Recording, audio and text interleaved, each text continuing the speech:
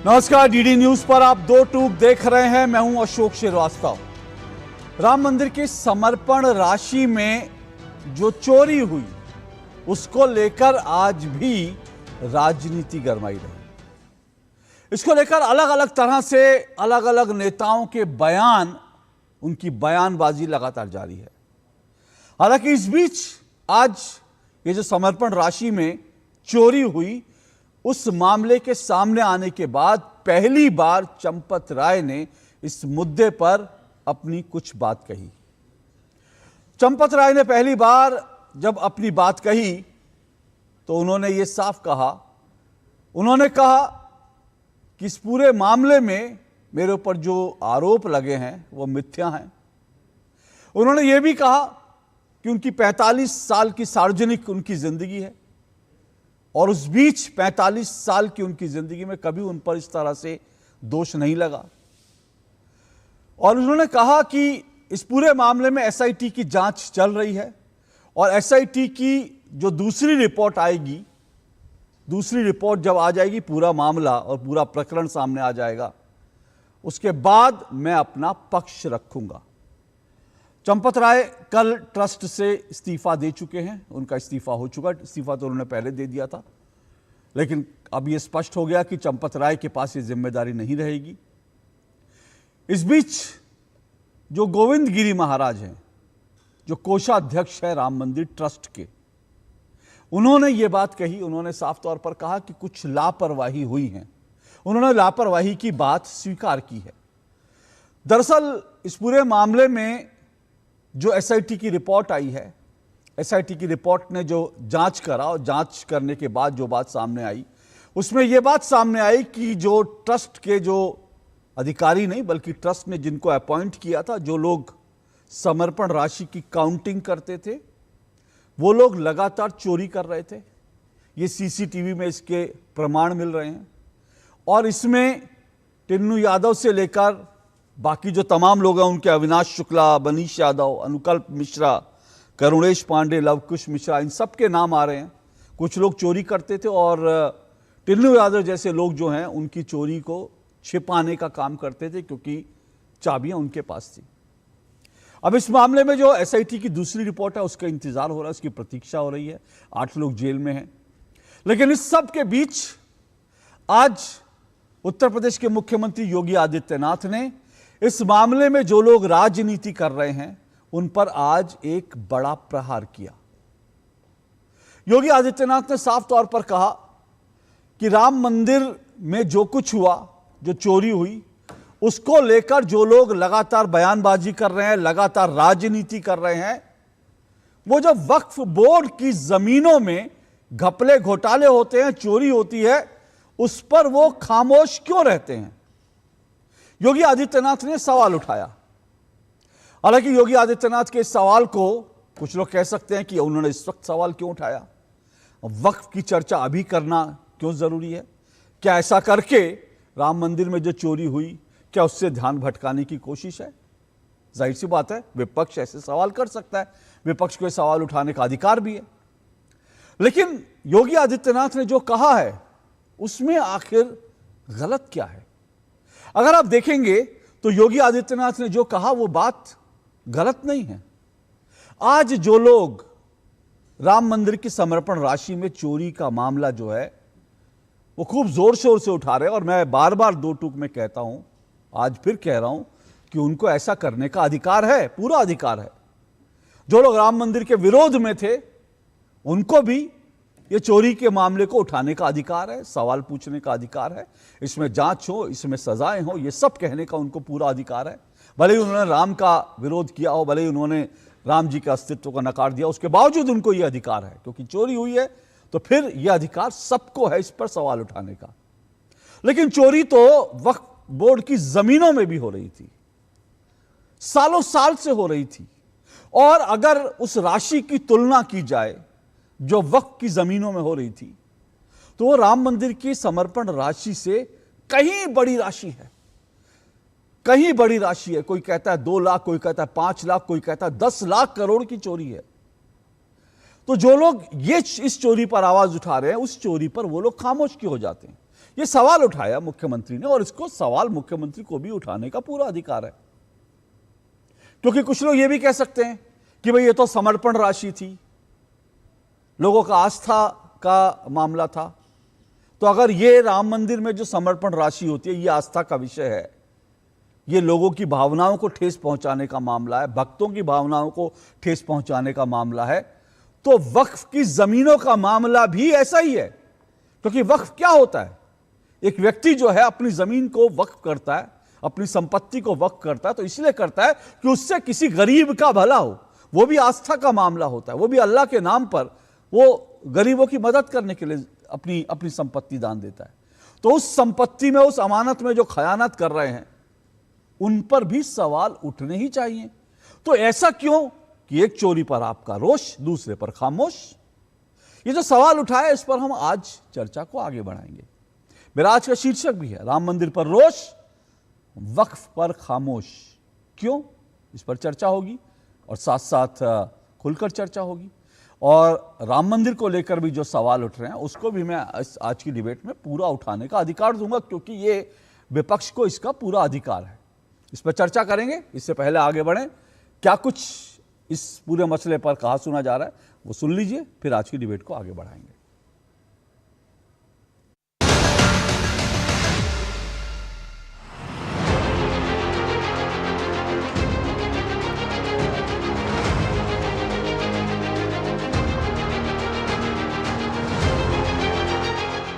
मैं समाजवादी पार्टी और कांग्रेस के लोगों से पूछना चाहता हूं, अयोध्या में जिस कथित चोरी पर तुम हिंदू आस्था पर खिलवाड़ कर रहे हो, एक भी बार बताओ वक्फ के नाम पर हजारों हेक्टेयर लैंड प्रदेश में भी और देश के अंदर भी बेची गई। एक भी बार ये लैंड गरीब की थी, कमजोर तबके के लोगों की थी। इन्होंने वक्फ के नाम पर उस लैंड को कब्जा करवा करके, बेच करके, और कुछ चुनिंदे लोगों ने वक्फ के नाम पर उस लैंड का वारा न्यारा किया है। एक भी बार कांग्रेस और समाजवादी पार्टी बोली नहीं। मैं कहता हूं, वक्फ के नाम पर समाजवादी पार्टी और कांग्रेस के लोगों के मुंह पे फेविकोल क्यों लग जाता है?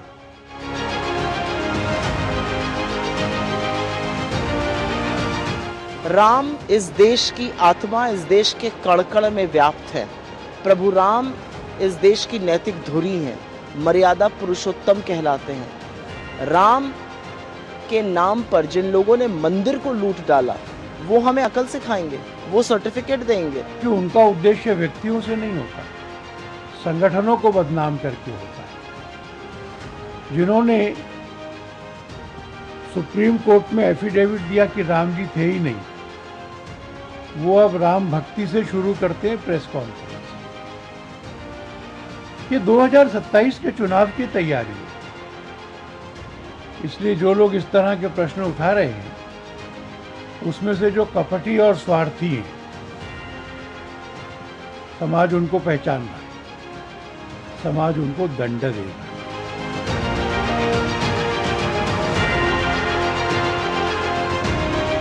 यहाँ खुलेआम जब पैसा लिया जा रहा है, चोरी की जा रही है, आज तक ईडी कहाँ है? हम बड़े दुखी हैं। मैंने हमेशा से धर्म को सर्वमान्य माना है, मैं कभी उस पर समझौता नहीं करूंगा। कैसे लोग हिंदुओं के धार्मिक स्थलों पर हिंदुओं के द्वारा दिए गए पैसे का दुरुपयोग कब्रिस्तान की बाउंड्री के नाम पर करते थे, तब आस्था आहत नहीं हो रही थी। जब अयोध्या में राम भक्तों पर गोली और लाठी चलाते थे, क्या तब हिंदुओं की आस्था आहत नहीं हो रही थी? जब इनके द्वारा भगवान राम और भगवान कृष्ण को काल्पनिक कहा जा रहा था, तब क्या हिंदुओं की आस्था आहत नहीं हो रही थी? इनकी पीड़ा तो यह थी कि जहां पे ये बाबरी का गुलामी ढांचा देखना चाहते थे, आज आप सबके पुरुषार्थ से वहां भगवान राम का दुनिया का सबसे बड़ा मंदिर खड़ा है। और यही तो पीड़ा समाजवादी पार्टी की।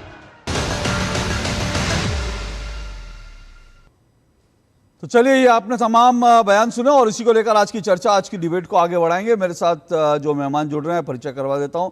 मेरे साथ अनिला सिंह जी जुड़ चुकी हैं, बीजेपी की प्रवक्ता अनिला सिंह जी। मेरे साथ पवन पटेल जी जुड़ चुके हैं, कांग्रेस के नेता हैं पवन पटेल जी। अशोक यादव जी मेरे साथ जुड़े हैं, समाजवादी पार्टी के प्रवक्ता हैं अशोक यादव जी। मेरे साथ रोहित सिंह जी स्टूडियो में जुड़े हुए हैं, राजनीतिक विश्लेषक हैं। और मेरे साथ बहुत जल्द विनोद बंसल जी जुड़ेंगे, विश्व हिंदू परिषद के प्रवक्ता हैं। आप चारों मेहमानों का फिलहाल शुक्रिया। और आज की डिबेट में अनिला सिंह जी और पवन पटेल जी, आप दोनों से शुरू कर रहा हूँ। दोनों को शुरुआत में 1.5 मिनट दूंगा, लेकिन कुछ काउंटर क्वेश्चन भी होंगे। मैं पहले बार बार कहता रहा हूँ और आज भी कह रहा हूँ मैं कि जो भी लोग हैं उनको अपने मुद्दे उठाने का पूरा अधिकार है। मैं फिर से दोहरा रहा हूँ कि आज भले ही हम जो डिबेट है वो हम इस संदर्भ में कर रहे हैं कि जो कुछ आज योगी आदित्यनाथ ने कहा कि वक्फ पर क्यों खामोशी होती है, लेकिन राम मंदिर को लेकर भी सवाल उठाने का अधिकार विपक्ष को पूरा पूरा है। पर मैं ये भी चाहूँगा कि जब वो राम मंदिर पर सवाल उठाएं तो साथ साथ मेरे कुछ सवालों का भी जवाब मैं ईमानदारी से उनसे चाहूँगा, क्योंकि डिबेट में दोनों पक्ष जो हैं वो खुलकर सामने रहे। डिबेट की शुरुआत मैं अनिला सिंह जी आप ही से कर रहा हूँ। अनिला सिंह जी, आज वक्फ का मुद्दा उठाने का क्या औचित्य है? आज तो फिलहाल राम मंदिर में जो चोरी हुई है, लोगों की आस्थाओं से जो खिलवाड़ हुआ है, आज उसकी चर्चा होनी चाहिए। आज अचानक से मुख्यमंत्री जी वक्फ की तरफ जो है वो मामला क्यों मोड़ने की कोशिश कर रहे हैं? आपके 1.5 मिनट। मेरी सभी को राम राम। मैं कहूंगी कि उत्तर प्रदेश के मुख्यमंत्री तो बहुत दयावान हैं। उन्होंने केवल और केवल वक्फ का विषय यहाँ पर उठाया। वह अनेक विषय हैं जो सामने आने चाहिए। इनके चेहरे पे जो काला पर्दा पड़ा हुआ है, विपक्ष जो आज छाती पीट पीट कर हिंदुत्व, सनातन, भगवान श्री राम के विषय में चर्चा करना चाह रहा है या झूठ और भ्रम फैलाना चाह रहा है, पर्दा तो उठना चाहिए ना। बात तो इनकी भी होनी चाहिए ना। केवल और केवल वक्फ क्यों? वक्फ को अक्फ करके, वक्फ बाय डोनर, सारा इन्होंने जो किया, वक्फ एक्ट को जिस प्रकार से मजबूत किया, सबसे बड़ा लैंड ओनर बना दिया, 3rd लार्जेस्ट लैंड ओनर पूरे भारतवर्ष में। मुसलमान प्रेम इतना बड़ा था कि 9 लाख स्क्वायर किलोमीटर का प्लॉट इन्होंने दे दिया, फिर भी बहुत सारे मुसलमानों को यहाँ पर रोक दिया, यानी कि भारत के टुकड़े कर दिए। हमें तो वक्फ की भी बात करनी चाहिए। हमें ये भी बात करनी चाहिए कि भगवा को कैसे आतंकवाद के साथ जोड़ा। हमें तो ये भी बात करनी चाहिए कि मदरसा एक्ट को किस प्रकार से इन लोगों ने मजबूत किया। हमें ये भी बात करनी चाहिए कि प्लेसेस ऑफ वर्शिप एक्ट लाकर इन्होंने हिंदुओं को कहा, खबरदार अगर तुम लोगों ने अपने मंदिरों के विषय में बात किया, ठीक है, ये कहते हैं कि आप लोग चर्चा नहीं कर सकते हैं।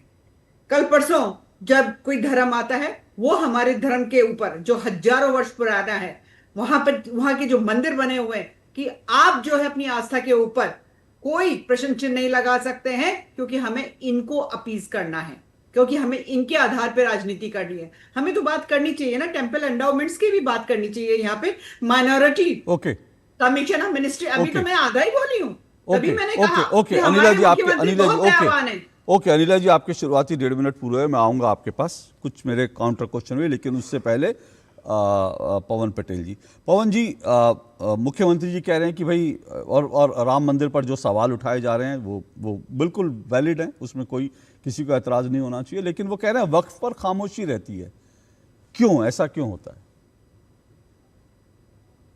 पवन जी। नहीं, अब उनके योगीनाथ जी ने जो बोला उसी में समझ लीजिए बोल रहे हैं तथा कथित। जो चंदा चोरी अभी भी तथा कथित बोल रहे हैं, इतने सबूत मिलने के बाद भी वो बोल रहे हैं तथा कथित। तो भारतीय जनता पार्टी को तो इसमें महारत हासिल है। भारतीय जनता पार्टी जब हम आज का प्रश्न करेंगे तो दूसरे प्रश्न ला देंगे। अरे हमने कहा आज जो ज्वलंत मुद्दा है, आज का जो करंट मुद्दा, उसको जोड़ के देखो ना। राम के सबसे बड़े ठेकेदार बनने का प्रयास भारतीय जनता पार्टी कर रही थी। इन्होंने मोदी जी का कद इतना बड़ा कर दिया था कि जो राम को लाए हम उनको लाएंगे। राम को लाने की औकात किसी में नहीं, राम सबको लाए, इसलिए इनकी 400 पार की हवा निकल गई। जिस तरह जमीन खरीदी में घोटाला किया पूरी दुनिया ने देखा। अयोध्या की सीट चली गई इसी कारण से। अयोध्या में किस तरह मंदिर के निर्माण से लेकर के इनका इरादा ही शुरू से भ्रष्टाचार करने का है। हम कहते हैं कि आज अगर चंदा चोरी, वहां का जो दान में जो चोरी हुई, उस चोरी में इनको भी आहत होना चाहिए। आज योगी जी बोल रहे हैं, वो बोलने के बजाय उनको कोशिश करने की जल्दी से जो लोग सजा, जिन लोगों ने गलत किया उनके साथ सजा हो जाए। तो आज वो वक्फ बोर्ड की बात क्यों ला रहे हैं? वक्फ बोर्ड की बात तो उस दिन भी आई थी जब राम मंदिर की डिबेट हुई थी।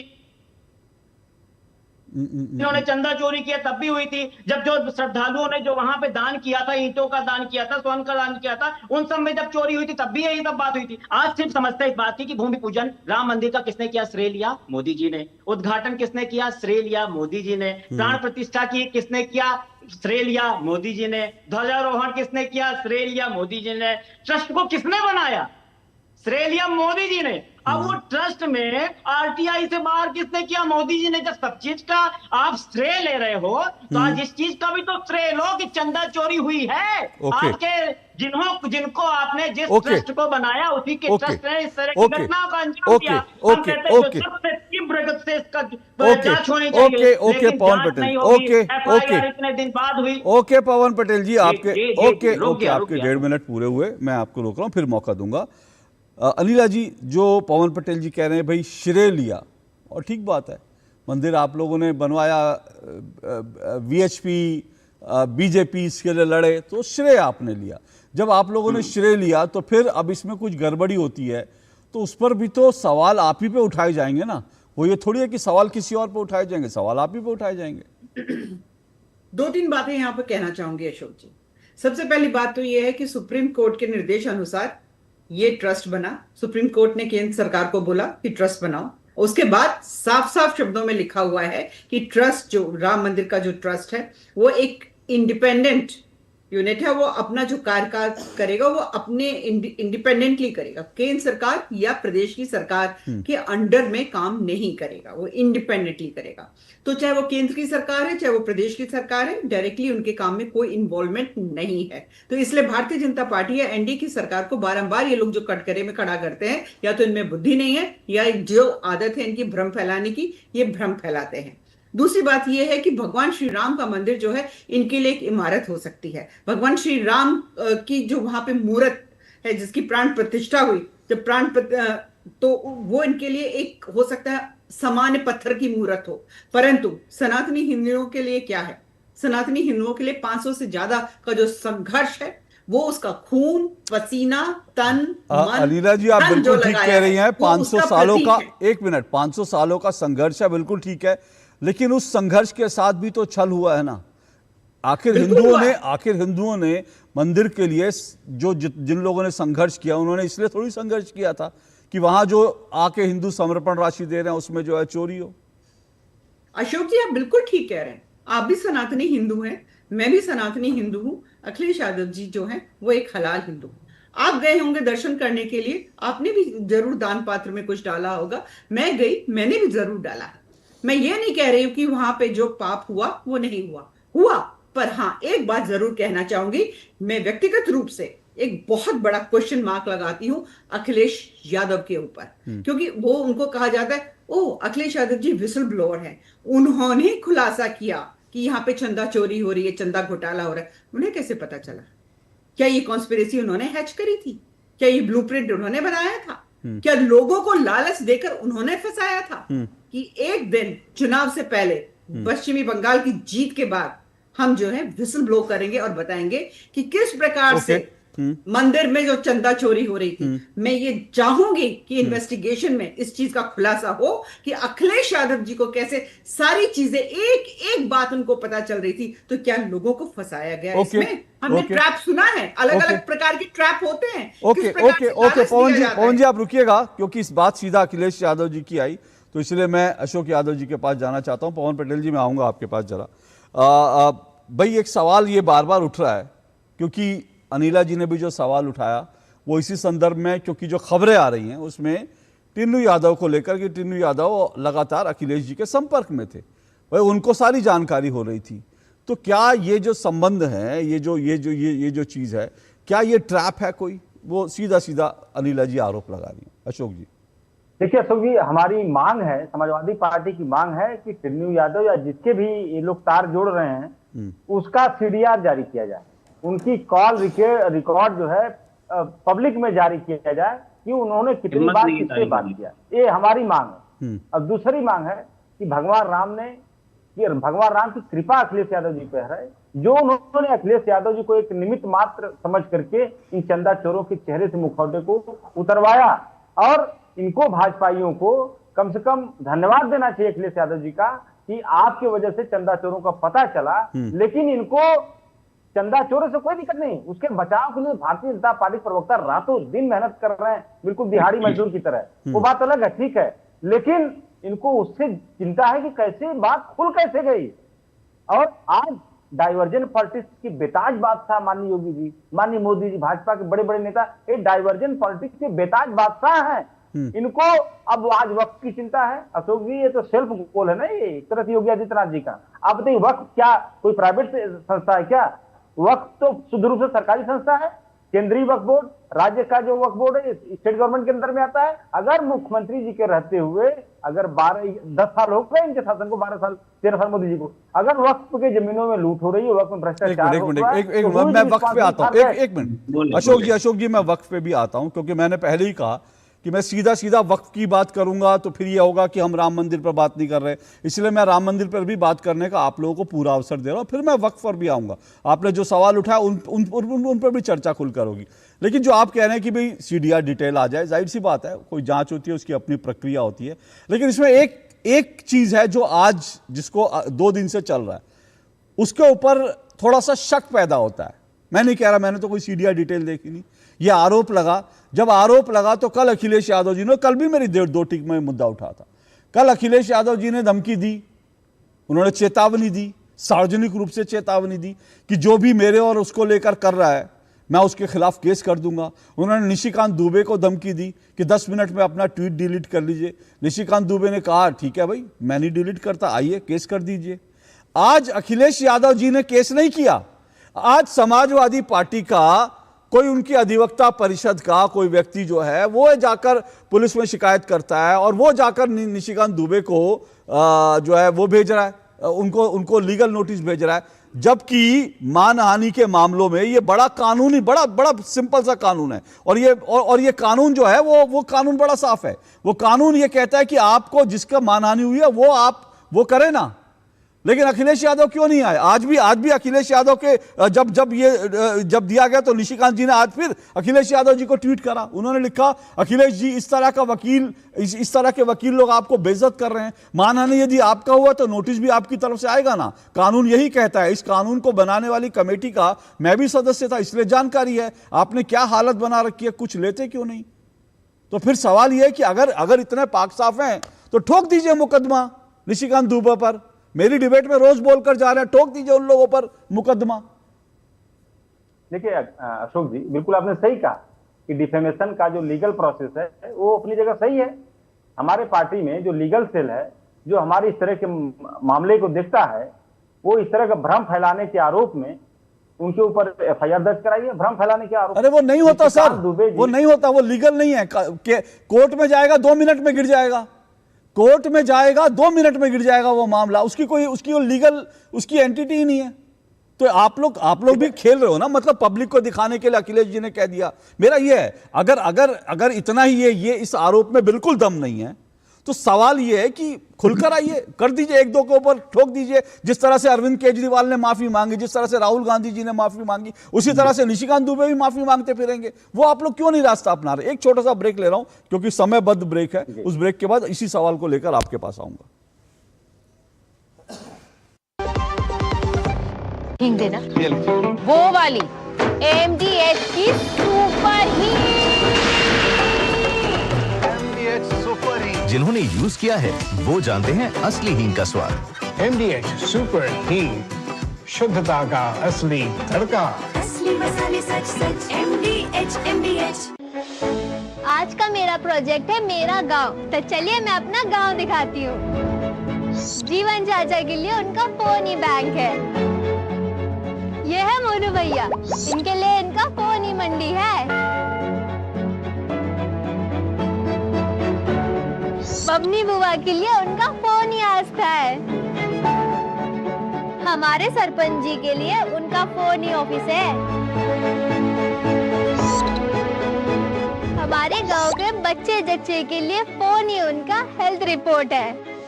कैसा लगा हमारा डिजिटल भारत? कमेंट में जरूर बताना दोस्तों। आज देश में डिजिटाइजेशन का दायरा गांव-गांव तक पहुंच चुका है।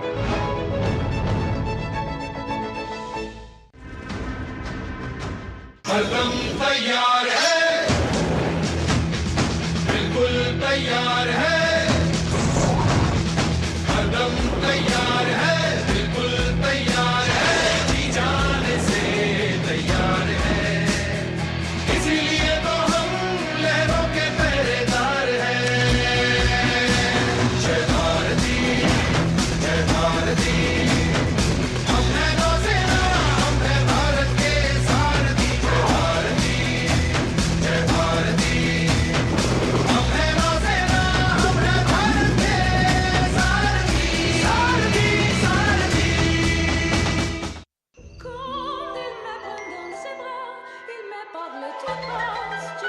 केवाईसी अपडेट के लिए अनजान लिंक खोलना मतलब चोरों के लिए अपना दरवाजा खोलना। रुको, चेक किया लिंक सिक्योर है? सेंडर आपका बैंक है?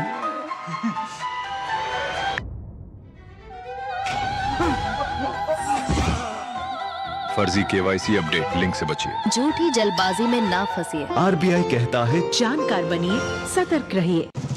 ओ हरि भैया, अरे वाह, खेतों में कौन सी फसल लगाए हो? 12 महीने कमा कर दे ऐसी फसल। क्या? मैंने नया व्यवसाय शुरू किया है। उसके लिए पैसे? इसमें किसी निवेश की जरूरत ही नहीं। अच्छा मुखिया जी। अरे मुखिया जी नमस्ते। अरे हरी, कब आ रहे हो? आप बस चलिए, मैं पहुंचता हूं। अब मैं LIC एजेंट हूं। LIC एजेंट बनो, अब बड़ा सोचो। हमारी वेबसाइट पर जाएं या अपनी नजदीकी LIC शाखा से संपर्क करें। गोल्डी छोले मसाले, जहाँ जाएं रिश्ते बनाएं। गोल्डी लाए हैं फ्रेश लॉक टेक्नोलॉजी, जो रखे मसालों को हर समय फ्रेश। चलो दो टूक देख रहे हैं। दो टूक में हम चर्चा कर रहे हैं कि राम मंदिर पर रोष और वक्फ पर खामोश। ये जो आज सवाल योगी आदित्यनाथ जी ने उठा, उसी पर चर्चा कर रहे हैं। 5 मेहमान मेरे साथ जुड़े हैं। अनिला सिंह जी बीजेपी से, पवन पटेल कांग्रेस के नेता हैं, विनोद बंसल जी मेरे साथ जुड़ चुके हैं, विश्व हिंदू परिषद के प्रवक्ता हैं, अशोक यादव जी समाजवादी पार्टी के प्रवक्ता हैं, और रोहित सिंह जी राजनीतिक विश्लेषक। अशोक यादव जी, मैं आप ही के पास आ रहा हूँ क्योंकि आप उससे तो सवाल ये कि भाई इस तरह के आरोप लग रहे हैं, तो भाई आरोप तो आरोप है, आप लोग भी आरोप लगा रहे हैं, ये भी आरोप लगा रहे हैं। आप लोग अगर पाक साफ है तो क्यों नहीं फिर आप ठोकते मुकदमा? देखिए अशोक जी, जो हमारी मैंने आपको उसके पहले भी बताया कि जो हमारी पार्टी की जो लीगल टीम है वो इस पर FIR दर्ज कराई। आपने कहा कि मामला कोर्ट में सर उसकी कोई हैसियत नहीं है सर, प्लीज। हाँ, मैं फिर से कह रहा हूं, लीगली उसकी कोई हैसियत नहीं है। आपकी मानहानि होगी, मेरी मानहानि होगी, हमें जाकर आगे करेंगे मेरी मानहानि हुई। अब अशोक श्रीवास्तव की मानहानि होगी तो अशोक यादव जाकर उसमें FIR लिखवा के वो नहीं कर सकते।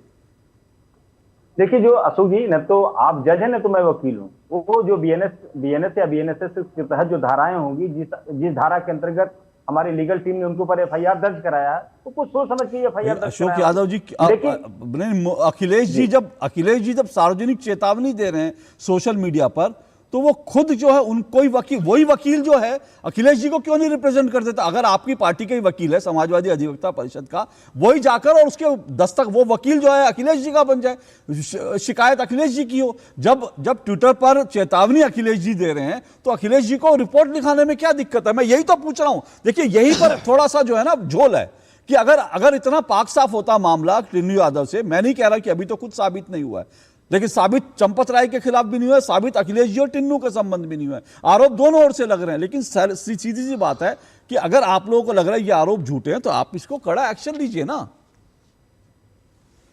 अशोक जी देखिए, अभी आपने कल देखा होगा लखनऊ में नितिन नवीन जो भाजपा के राष्ट्रीय अध्यक्ष हैं, उनका रोड पे काफिला निकला और हनुमान जी को नचाया गया। हनुमान जी को नचाया। कहाँ जा रहे हैं सर? तो अशोक यादव जी कहाँ जा रहे हैं? अरे सुनिए अशोक यादव जी, ये विषय से आपका भागना होगा। हाँ मैं आ रहा हूँ, एक मिनट। विषय से नहीं, अशोक यादव जी आप विषय से भाग रहे हैं, विषय से भाग रहे हैं। मेरा नहीं, वो हनुमान नचा रहे हैं, वो क्या आपके यहाँ जागरण नहीं होता? जागरण में जो है जागरण में क्या होता है? आपके घर में भी जागरण होगा तो वो नचा नहीं रहे हनुमान जी को। हनुमान जी को कौन नचा सकता है? हनुमान जी को कौन नचा सकता है? भाजपा। हनुमान जी को कौन नचा? एक मिनट सुनिए। बचपन में मैं भी रामलीला करता था और ईश्वर की कृपा से मुझे हनुमान का रोल करने का मौका मिला, ठीक है ना। जब मैं हनुमान के वस्त्र पहनता था तो लोगों के लिए मैं हनुमान ही होता था, और उस वक्त मैं नाचता भी था, क्योंकि जब अशोक वाटिका में मैं तोड़फोड़ भी करता था। लेकिन उसका मतलब ये नहीं कैसे कहेंगे हनुमान जी नाच रहे हैं। तब मेरी श्रद्धा, तब लोग मेरे पैर छूते थे, अशोक श्रीवास्तव के पैर नहीं छूते थे, वो हनुमान जी के पैर से। तो इस तरह के शब्द प्रयोग कृपया ना करें। आप लोग पहले भी भगवान का कई बार अपमान कर चुके, कम से कम 2 टूक में ना करें, ये मेरा आपसे निवेदन है। मैं आप ही की बात कर रहा हूं। मैं 1 मिनट आ रहा हूं। हाँ बोलिए। रामलीला में भगवान राम की लीला प्रस्तुत की जाती है, उसका एक दूसरा इंपैक्ट होता है। लेकिन यहाँ पर भारतीय जनता एक राजनीतिक दल के कार्यकर्ता के रूप में हनुमान जी को प्रस्तुत किया गया, क्या ये जस्टिफाइड है? बोलिए रोहित जी, बोलिए रोहित जी, बोलिए। सुनिए ना भाई, समाजवादी पार्टी के प्रवक्ता साथी, सुनिए, धैर्य रखिए। नितिन नवीन जी भारतीय जनता पार्टी के यशस्वी राष्ट्रीय अध्यक्ष हैं, बिहार के भूमिपुत्र हैं, उत्तर प्रदेश की धरती गए थे, माता सीता का नैहर बिहार है, भगवान बजरंग बली उनके रथ पर उनको आशीर्वाद देने आए। आपको नहीं पच रहा है कि माननीय नितिन नवीन जी को भगवान बजरंग बली आशीर्वाद दे रहे हैं? हनुमान जी का नाचने की बात करते हैं।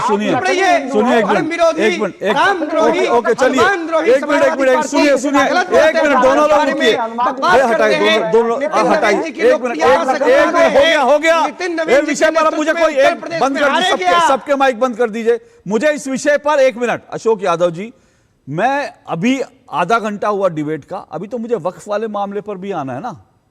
आप नितिन नवीन पे चले गए। मैंने सीधा सीधा सवाल जो है टिन्नू यादव को से साथ मुलायम सिंह जी, अखिलेश यादव की जो संबंध है, मैं उसकी बात कर रहा हूं। मैं तो समाजवादी पार्टी के इतिहास में भी नहीं गया। आप लोगों ने तो जो है आपकी पार्टी ने तो एक मिनट आपकी पार्टी ने तो भगवान कृष्ण बना दिया था अखिलेश यादव जी को।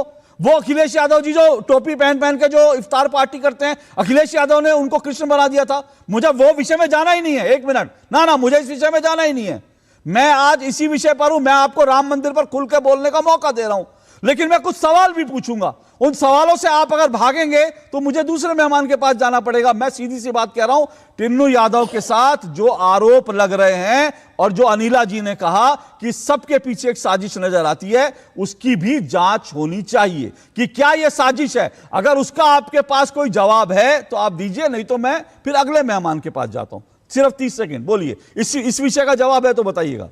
बिल्कुल अशोक जी, मैं इसलिए हनुमान जी का नाम लिया क्योंकि कैरेक्टर असोसिएशन बीजेपी का मूल में है, चरित्र हनन। भगवान का भी चरित्र हनन करते, विपक्षी नेताओं का भी फिर आप विषयांतर कर रहे हैं। नहीं अशोक यादव जी सुनिए, आप गिर गए हैं सर, आप गिर गए हैं। आपका दोष नहीं है।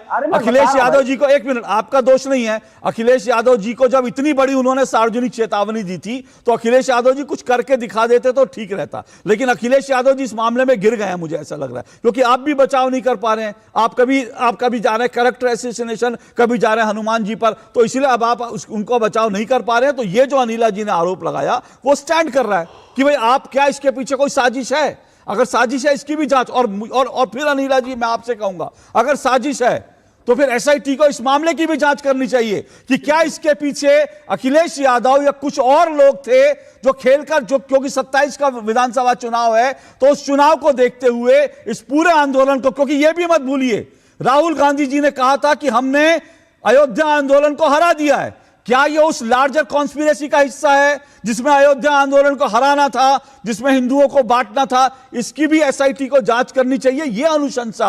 यह भी अनुशंसा जो है उत्तर प्रदेश की सरकार को करनी चाहिए। यह जिम्मेदारी और किसी की नहीं है। लेकिन मैं विनोद बंसल जी के पास आ रहा हूं। विनोद बंसल जी, देखिए पूरा मामला जो है ये इस तरह से आ रहा है कि भाई इस मामले में चंपत राय, क्योंकि अभी जो आरोप लग रहे हैं, ठीक है, सब सारी चीजें हैं, लेकिन सबसे बड़े आरोप लग रहा है कि चंपत राय जी का इस्तीफा हो गया। इस्तीफे से क्या होता है? उनके खिलाफ एक्शन होता दिखना चाहिए। वो एक्शन क्यों नहीं है? रिमांड में क्यों नहीं लिया जा रहा? बड़ी मछलियों को बचाया जा रहा है? ये सारे आरोप लग रहे हैं और इसीलिए विश्व हिंदू परिषद कटघरे में है। अशोक जी, 2-3 बातें मैं कहूंगा। देखिए, आपको प्रोग्राम का नाम 2 टूक है और हो रही है इसमें तकरीरें। मुझे ऐसा लगा एक बार तो कि कहीं यार की मस्जिद में तो नहीं आ गया कहीं मैं, बेसिकली लोग बोले जा रहे हैं, कुछ आपस में खींचा लेदर हो रही है, वो ठीक नहीं था। मैं 2 टूक बात करूंगा आज आप, और मैं देखिए शुरुआत वहीं से करूंगा जो कांग्रेस के प्रवक्ता पवन पटेल ने शुरू की थी। उन्होंने कहा था कि जब राम मंदिर का श्रेय लेते हैं तो आखिरकार इनका भी जो चोरी हुई उसका भी श्रेय लेना चाहिए।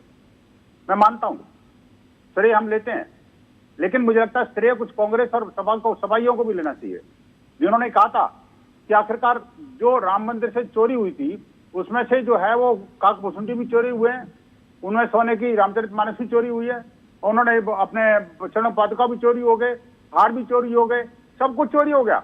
और सारी लिस्ट एक एक करके जो है ना जी श्रीमान अखिलेश यादव ने भी कई सारी आइटमों का जिक्र किया। उसके कारण जिन लोगों ने दान किया था भाई साहब, अपने निष्ठा और विश्वास के साथ में भगवान को समर्पित किया था, वो दान भी इनका बेकार गया। क्योंकि दान ऐसा होता है अशोक जी, आप जानते हैं कि दाएं हाथ से देना और बाएं हाथ को पता न लगे, वही दान होता है।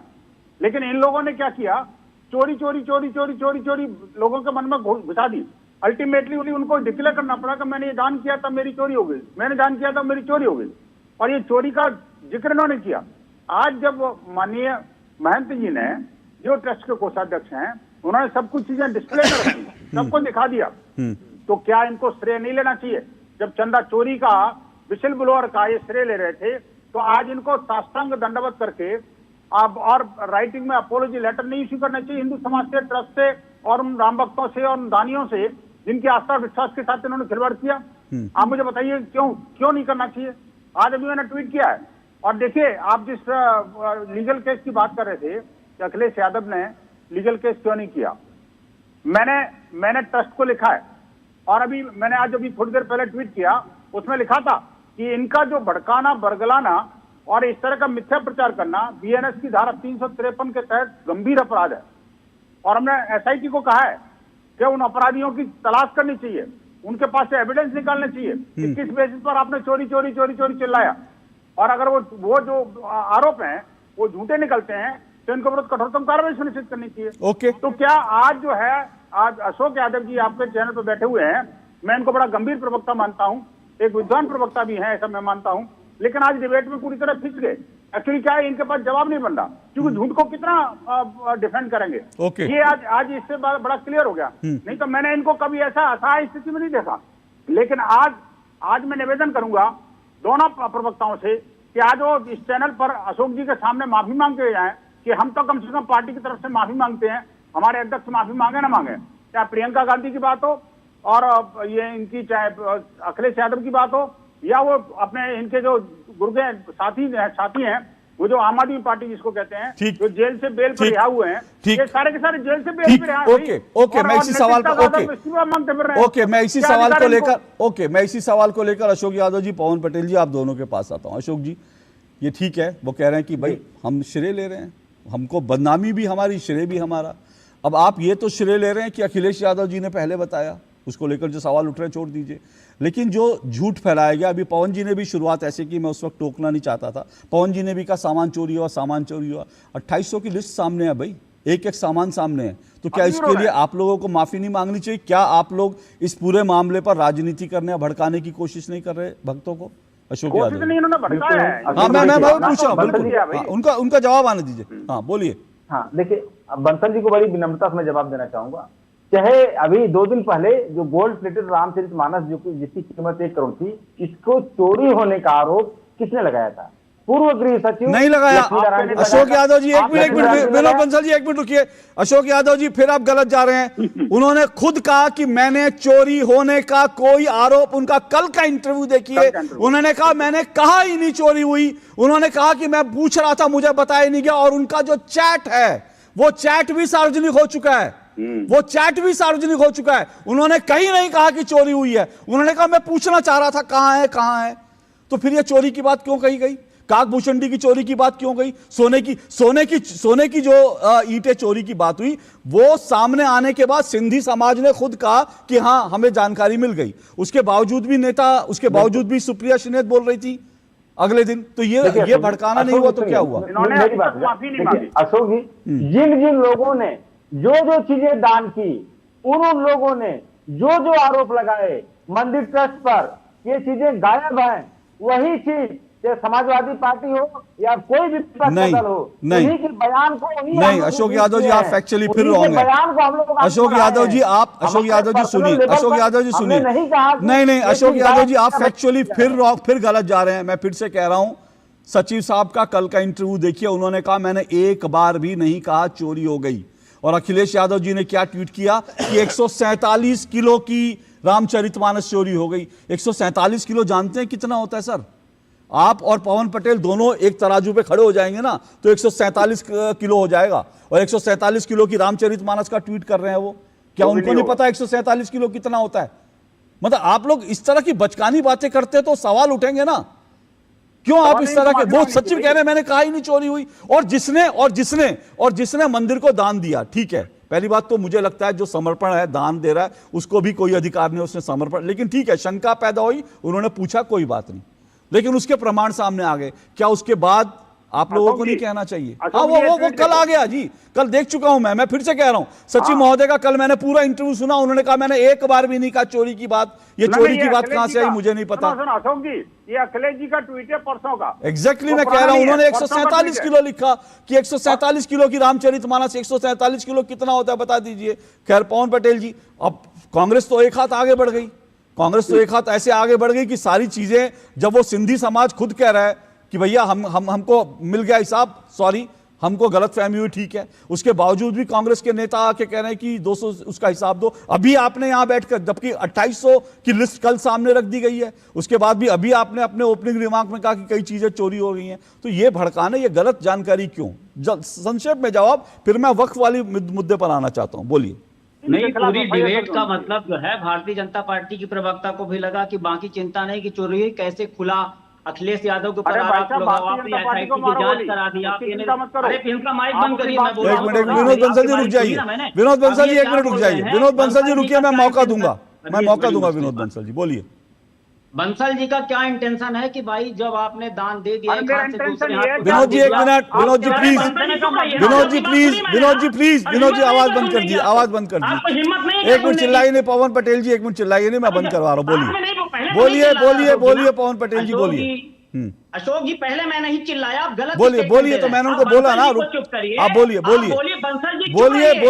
आप अपनी बात रखिए, टाइम जाया हो रहा है, बोलिए प्लीज बोलिए। तो इनका जो है, बंसल जी अब किस उस पे जा रहे हैं, अब लोगों को भड़काने का प्रयास क्या कर रहे हैं कि अगर आपने दान कर दिया है, भले आपने रामचंद्र जी को दान किया, भले वो दान भाजपा के पास चला गया, भले वो दान भाजपा के लोगों ने चुरा लिया, लेकिन उस दान की चर्चा मत करो, नहीं तो दान नहीं रह जाएगा। ये दूसरी तरह से भड़काने का प्रयास कर रहे हैं। भारतीय जनता पार्टी की प्रवक्ता को देखिए, बुद्धि का सर्टिफिकेट बांटने लगी। अरे तुम्हारी सरकार में मोदी जी के नेतृत्व में इतनी बड़ी चंदा चोरी हो गई और बजरंग बली आशीर्वाद देने आएंगे। बजरंग बली लंका जलाने जैसे गए थे ना, वो जलाने गए थे, और बजरंग बली फिर से जलाएंगे चंदा चोरों को। इस तरह की बात कर रहे हैं, कहां की बात, कहां डायरेक्शन में ले जा रहे हैं। एसआईटी अखिलेश यादव के ऊपर बैठाने की बात कर रहे हैं। गजब का तमाशा मचा, गजब की डिबेट है। अरे हम कह रहे हैं कि चंदा चोरी हुई है, राम जो श्रद्धा का विषय थे, राम आस्था का भी, तो वहां तुम लोगों ने चोरी करवा दी। ओके बोल रहे ओके पवन पटेल, ओके पवन पटेल, अब रुकिए पवन पटेल, अब मैंने एक मिनट पवन पटेल, 1 मिनट रुकिए पवन पटेल, मैंने आपको बिल्कुल बोलने दिया, मैंने रोका नहीं, मैंने विनोद जी की आवाज भी बंद करा दी, आपको बोलने का मौका दिया, ठीक है ना। आपके सवालों का जवाब बाकी लोग देंगे। अब मैं विषय पर आता हूं जो मैंने छोड़ दिया था, मैंने जानबूझकर, क्योंकि मैंने 45 मिनट तक राम मंदिर पर खुल के बात करी। अब जरा वक्फ पर बात हो जाए। अब आप मुझे बताइए, वक्फ की चोरी में कौन कौन शामिल है, किस किस पर आरोप लगे, और उनको लेकर के किस किस ने, आपके नेताओं ने आज तक जांच की मांग की। मुझे एक नाम बताइए कांग्रेस के नेता का, और अगर आपकी जानकारी हो तो पवन पटेल जी ये भी बताइएगा कांग्रेस के किन किन नेताओं के नाम जो है वक्फ की जमीन की, लैंड की चोरी में आए हैं। जरा वो भी जानकारी हो तो बताइए, नहीं तो मैं जानकारी दूंगा। नहीं, जानकारी का पूरा ठेका तो भारतीय जनता पार्टी के पास। अरे आप सवाल का जवाब दीजिए ना, मैं कह रहा हूं आप सवाल सुनिए ना, अब आप सवाल का जवाब दीजिए। अब आप मेरा टाइम मत वेस्ट कीजिए। बताइए, वक्फ को लेकर कांग्रेस ने, किसी नेता ने जमीन की चोरी, वक्फ की जमीन की चोरी हो रही है, कभी जांच की, किसने मांग की, मुझे एक नाम बताइए। जिस नेता ने समर्थन किया कि चोरी करो और हम उसका समर्थन करते हैं, हाँ, बहुत अच्छी बात है, बहुत अच्छी बात है, बहुत बढ़िया बात है, बहुत बढ़िया बात है। अब सुनिए पवन पटेल, अब सुनिए पवन पटेल, हो गया चिल्ला चिल्ली, अब तो मत चिल्लाइए। अब पवन पटेल के एक्सपोज होने का टाइम आ गया, बंद करिए आवाज। अब ये चिल्लाएंगे, मुझे पता पवन पटेल, अब आप चिल्लाओगे, आप सुन नहीं पाओगे, अब आप सुन नहीं पाओगे, मुश्किल होगा आपको। देखिए, वक्फ की लैंड में जो चोरी होती है उसको लेकर क्यों नहीं कहा गया, इसलिए क्योंकि कांग्रेस अध्यक्ष मल्लिकार्जुन खड़गे के नाम पर आरोप लगा कि उन्होंने वक्फ की लैंड में चोरी करी है। यह मैं नहीं कह रहा हूं, यह मीडिया रिपोर्ट, पवन पटेल अब सुनिएगा, कांग्रेस अध्यक्ष तो, यह 15 अक्टूबर 2024 की खबर पढ़ के सुना रहा हूं, कांग्रेस अध्यक्ष तो निकले छुपे रुस्तम, वक्फ पूरे भारत की जमीन हड़पता है, खड़गे ने तो हड़प ली वक्फ की जमीन। ठीक है, आपके कांग्रेस अध्यक्ष या कांग्रेस का कोई भी नेता क्यों बोलेगा वक्फ की जमीन के खिलाफ, जब आपके नेताओं के ऊपर ही आरोप लग रहे हैं कि उन्होंने वक्फ की जमीन हड़पी। ठीक है, अब आपको ये दिखा देता हूं, ये पूरा मामला आपको नहीं पता होगा। अरे पवन पटेल जी को दिखाइए भाई, उनको जानकारी तो मिलनी चाहिए। पवन पटेल जी को दिखाइए, ये पूरा मामला क्या, ये भी सुनिए। ठीक है, ये पूरा का पूरा मामला जो है वो भी आपको बता देता हूं। इस पर एक मणिपति नाम के एक व्यक्ति हैं जो किसके अध्यक्ष थे, ये जो है मणिपति जो थे, ये जो है ये वक्फ के जो है चेयरमैन थे। इन्होंने कर्नाटक में कहा कि सीधा सीधा सिद्धारमैया, इन्होंने कहा कि अनवर मणिपति, इन्होंने सीधा सीधा कहा कि कांग्रेस अध्यक्ष मल्लिकार्जुन खड़गे ने वक्फ की संपत्ति हड़पी है। और यह बात और कहीं नहीं, 14 तारीख को जेपीसी की बैठक में उठी, समझते हैं, ज्वाइंट पार्लियामेंट्री कमेटी की बैठक में उठी कि खड़गे जी वक्फ की जमीन को चुरा रहे हैं। अच्छा सुनिए, चलिए वक्फ को छोड़ दीजिए, मैं ये कह रहा हूं ये आरोप तो अब कहां भाग रहे हैं, सुनिए तो सही ना, अब कहां भाग रहे हैं, अब इधर उधर भागेंगे आप, मुझे मालूम है सुनना मुश्किल होगा, तकलीफ होगी। अब आप सुन लीजिए, ये बताइए, मैं फिर से कह रहा हूं, देखिए ये आरोप हैं, चाहे समाजवादी पार्टी लगाए कांग्रेस लगाए, और आरोपों की जांच होनी चाहिए। लेकिन मैं ये पूछ रहा हूं, आरोप तो सोनिया गांधी पर भी लगे कि सोनिया गांधी ने शबरीमला मंदिर में जो मुख्य आरोपी है वो जो है, और ये आरोप कोई और नहीं लगा रहा, ये आरोप जो है सीधा सीधा लेफ्ट के लोग लगा रहे हैं, जो इंडी गठबंधन में सोनिया जी के साथ बैठते हैं। वो कह रहे हैं कि भाई सोनिया गांधी का टाइम बड़े बड़े लोगों को नहीं मिलता, लेकिन ये जो शबरीमला में चोरी का मुख्य आरोपी है सोनिया जी के घर जाके कैसे मिल लेता है, ये सीधा सीधा आरोप है। अब इस पर क्या बोलेंगे आप, बोलिए।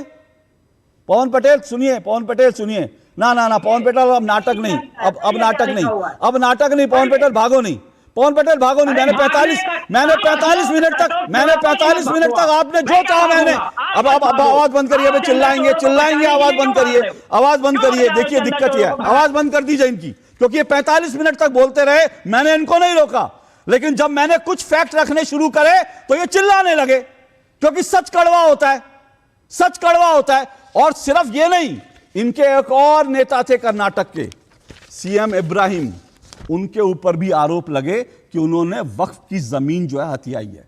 ये सारे दस्तावेज लेकर बैठा हूं पवन पटेल, मैं बिना किसी उसके नहीं, मैं दस्तावेज लेकर के जो मीडिया रिपोर्ट्स है उनको लेकर बैठा हूं, उनको लेकर आरोप लगा रहा हूं। अब मालूम है, अब आपको दर्द हो रहा होगा, थोड़ा पानी वानी पी लीजिए। अशोक यादव जी के पास जाता हूं। अशोक यादव जी, अभी जरा अशोक यादव जी को भी जरा वक्त पर जरा बात कर लें। पवन रुकिएगा अभी, विनोद बंसल जी, पवन पटेल जी पानी वानी पी लीजिए, मुझे लगता है तकलीफ हुई होगी आपको। अब आइए सर अशोक यादव जी, आपने शुरू में क्या कहा कि बीजेपी की सरकार है, बीजेपी की सरकार क्यों नहीं करवा लेती कार्रवाई? सर योगी जी की सरकार ही कार्रवाई कर रही है। आजम खान ने वक्फ की जिन जमीनों पर कब्जा किया था, योगी सरकार आने के बाद वो जमीनें वापस की जा रही हैं। आपने बड़ा अच्छा सवाल उठाया कि 12 साल से बीजेपी की सरकार है, 12 साल से तो नहीं हुए, 10 साल से है, यूपी में तो 10 साल से है ना, और 10 साल से कम समय के अंदर योगी जी ने वक्फ की जितनी जमीन आजम खान ने हथियाई थी वो जमीन वापस कर दी। अब मेरा एक बात है, मैं आपसे कहना चाहता हूं, सुनिए अशोक यादव जी, देखिए आरोप सब पर लगते हैं, लेकिन इस आरोपों पर राजनीति की जांच होनी चाहिए। और जो ट्रस्ट है, राम मंदिर ट्रस्ट है, वो जिंदगी वो अपनी तरह का पहला ट्रस्ट है जिसने खुद एफआईआर करवाई, जिसने खुद कहा कि भाई इसकी जांच हो। वरना आजम खान जब आपके नेता थे तब क्या हुआ था, आजम खान, और दूसरी बात अतीक अहमद ने क्या किया सुनिएगा।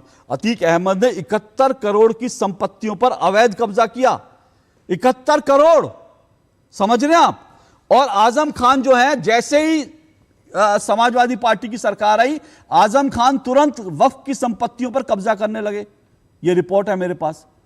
अब सवाल यह है, इसीलिए आप लोग चुप रहते। और फिर मैं तो देखिए, मैं कहता हूं आरोप लगते हैं, लेकिन कई बार ना आरोप साबित भी हो जाते हैं। और आपको मैं अशोक यादव जी फिर से कह रहा हूं, आपको पूरा अधिकार है सवाल पूछने का, लेकिन सवाल पूछते हुए किसी को जब आप चोर कहते हैं ना, तो वो आरोप साबित होने तक इंतजार कीजिए, नहीं तो अपनी गिरेबान में भी झांकिए। आपके एक सांसद महोदय, सिटिंग सांसद महोदय, बिजली की चोरी के 6 लाख रुपए चुराते हुए पकड़े गए। अभी योगी जी ने जमा करवाए हैं। सोचिए, ये जो आपके क्या नाम है इनका, जियाउर रहमान बर्क, 6 लाख रुपए की बिजली की चोरी करते पकड़े गए। लेकिन योगी जी की सरकार थी, जमा कराए। अब सवाल ये उठता है, जब आपकी सरकार थी तो पता नहीं कितने करोड़ों रुपए की बिजली की चोरी हुई होगी, क्योंकि तब तो सैया भाई कोतवाल था। तो मैं सीधा सा आपसे पूछ रहा हूं कि वक्त की संपत्ति पर आप लोग इसलिए नहीं बोलते क्योंकि इसमें आपके नेताओं का हाथ होता है। अब इसका जवाब दीजिए। देखिए अशोक जी, ये हर चोर का एक नेचुरल फिनोमेना होता है कि जब वो पकड़ जाता है तो 20 तरह के चोरों का फर्जी नाम जरूर लेता है कि फलाने ने वहां चोरी किया, धमाके ने वहां चोरी किया, उसने वहां चोरी किया, हम ही अकेले थोड़ी ना चोरी किए हैं। तो ये भाजपा यही काम आज कर रही है, वो कहीं वहां की चोरी, वहां की चोरी, मीडिया रिपोर्ट, सीरिया रिपोर्ट, ये रिपोर्ट, इस देखिए, तू इधर उधर की बात न कर, बताए राम मंदिर क्यों लूटा, तू इधर उधर की बात न कर, बताए माँ गंगा को क्यों लूटा। हम लोग तो पूछ रहे हैं, अशोक यादव जी, सरकार है, मैं फिर कहूंगा, अशोक यादव जी, आपका सवाल एक मिनट, आपका सवाल बिल्कुल सही है, बिल्कुल आपका सवाल सही है, बिल्कुल आपका, अशोक यादव जी सुनिए ना, आपका सवाल बिल्कुल सही है। हर चोरी होती है और एक चोरी को छुपाने के लिए दूसरी चोरी का जिक्र नहीं हो सकता। लेकिन यह सवाल तो योगी जी का वैलिड है ना कि एक चोरी पर हल्ला, दूसरी चोरी पर गुमसुम। ये क्यों? मैं तो यही पूछ रहा हूं आपसे। आप तो भाई थानेदार लोग हैं, आप लोग विसल ब्लोअर हैं। तो जब वक्फ की जमीनों पर करोड़ों रुपए की, और समझ रहे हैं अकेले कर्नाटक के अंदर जहां कांग्रेस की सरकारें नहीं, 2 लाख करोड़ रुपए की जमीन चोरी हुई वक्फ की। क्या इसके ऊपर आप लोगों को विसल ब्लोइंग नहीं करनी चाहिए थी? इस पर आप लोग क्यों खामोश रहते हैं? मेरा सवाल यही है, हर चोरी है और किसी चोरी को दूसरी चोरी से कम करके नहीं देखा जा सकता। लेकिन आपकी चोरी जो है, मेरा कुत्ता टॉमी और आपका कुत्ता, तो ये नहीं चलेगा। अगर आप लोग विसल ब्लोअर हैं, राम मंदिर के ऊपर चिल्ला रहे हैं, तो आपको वक्त की जमीनों में जो भी चोरी हुई उसके ऊपर भी उतनी जोर से चिल्लाना चाहिए, तब माना जाएगा कि आप लोग पाक साफ हैं। लेकिन आप लोग ऐसा नहीं करते, इसलिए आप लोगों की नीयत पे सवाल उठ रहा है। एक छोटा सा ब्रेक ले रहा हूं, ब्रेक के बाद आता हूं मैं, रुकिए विनोद जी, और उसके बाद मैं आऊंगा रोहित जी। आज का मेरा प्रोजेक्ट है मेरा गांव, तो चलिए मैं अपना गांव दिखाती हूँ। जीवन चाचा के लिए उनका फोन ही बैंक है। ये है मोनू भैया, इनके लिए इनका फोन ही मंडी है। बबनी बुआ के लिए उनका फोन ही आस्था है। हमारे सरपंच जी के लिए उनका फोन ही ऑफिस है।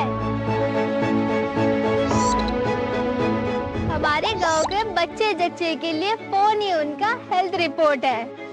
कैसा लगा हमारा डिजिटल भारत? कमेंट में जरूर बताना दोस्तों। आज देश में डिजिटाइजेशन का दायरा गांव तक पहुंच चुका है।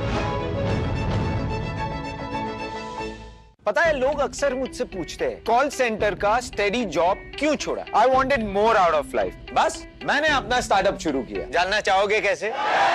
Then start up your own business as an LIC agent. यहाँ सब कुछ है, great products, zero investment, leading organization and unlimited opportunities. तो क्या आप तैयार हैं? LIC एजेंट बनो, अब बड़ा सोचो। हमारी वेबसाइट पर जाएं या अपनी नजदीकी LIC शाखा से संपर्क करें।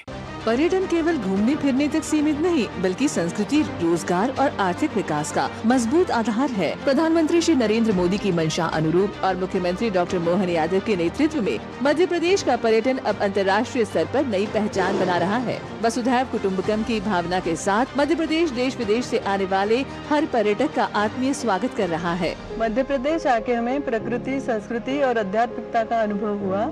यहाँ की साफ सफाई, व्यवस्थाएं और लोगों का अपनापन हमारी यात्रा को यादगार बना गया।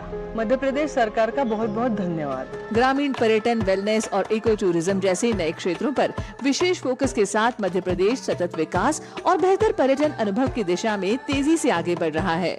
धार्मिक पर्यटन की दृष्टि से और अन्य पर्यटकों की दृष्टि से अगर कोई पर्यटक आए किसी राज्य में, हाँ हमें गर्व है, मध्य प्रदेश वो स्थान है जहाँ सर्वाधिक रूप से टूरिज्म का सेक्टर सबसे अच्छी गति से बढ़ा।